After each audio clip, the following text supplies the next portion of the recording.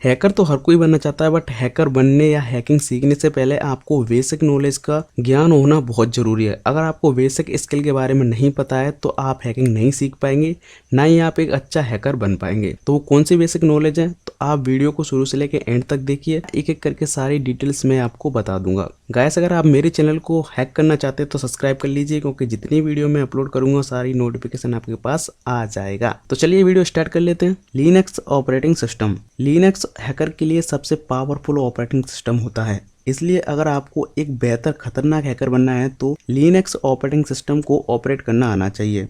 ये विंडोज़ की तरह चलाना आसान नहीं होता है, बट इतना भी कठिन नहीं है कि आप इसे सीख ना पाओ। दुनिया में जितने भी हैकर होते हैं वह अपने सिस्टम में लिनक्स ऑपरेटिंग सिस्टम का ही यूज करते हैं। हैकिंग के लिए सबसे बेहद जरूरी होता है हैकिंग टूल। जितने भी हैकर होते हैं उनका सबसे बड़ा हथियार होता है हैकिंग टूल।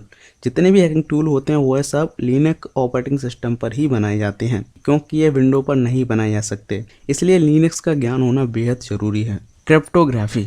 हैकिंग करने में एक्सपर्ट बनने के लिए क्रिप्टोग्राफी के बारे में जानना बेहद ही जरूरी है। क्रिप्टोग्राफी से आपको एन्क्रिप्शन और डिक्रिप्शन के बारे में पता चलेगा। अब ये एन्क्रिप्शन और डिक्रिप्शन क्या होता है वो मैं आपको बताता हूँ। हर एक कंप्यूटर और नेटवर्क जिसे पूरी तरह से सुरक्षित करने के लिए पासवर्ड देकर उसे सुरक्षित करते हैं, उसी को एन्क्रिप्शन कहते हैं। और उसी तरह यह नेटवर्क या सिस्टम को हैक करने के लिए एन्क्रिप्शन पासवर्ड को तोड़ना होता है, जिसके लिए एक कोड की जरूरत होती है। उस कोड को डिक्रिप्शन कहते हैं। एन्क्रिप्शन और डिक्रिप्शन का एक बहुत बड़ा एल्गोरिथम है, यानी बहुत सारे रूल्स होते हैं जिसे हमें सीखना होता है। यही रूल आपको सिस्टम और नेटवर्क को हैक करने में मदद करता है।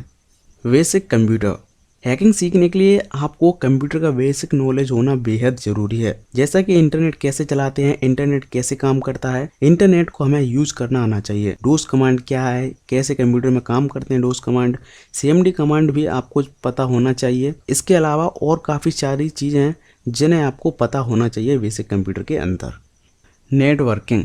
हैकिंग में नेटवर्क के बारे में नॉलेज होना बेहद जरूरी है, तभी आप किसी भी नेटवर्क या वेबसाइट को हैक कर सकते हैं। नेटवर्किंग नॉलेज के बिना आप किसी भी तरह की हैकिंग नहीं कर सकते। जैसे कि आपको OSI model, router, switches, IPv4, IPv6, लैन, वैन, इस तरह के सारे नेटवर्क हैं, उनके बारे में आपको नॉलेज होना चाहिए।